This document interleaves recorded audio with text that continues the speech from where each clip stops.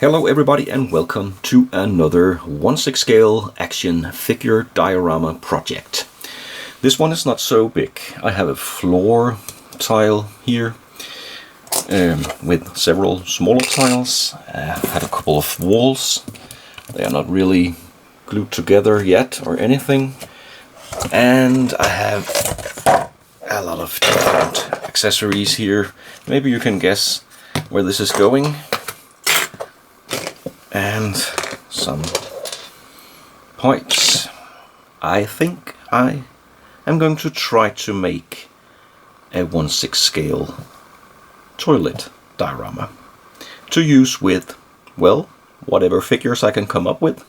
Scenes from bathrooms and toilets, the Joker maybe, I don't know.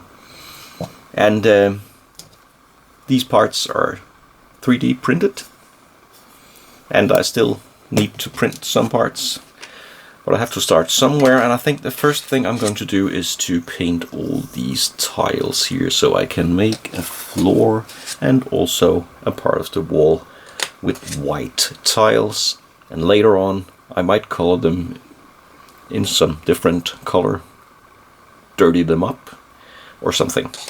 As usual, I really don't know where this is going to begin with, but we'll see.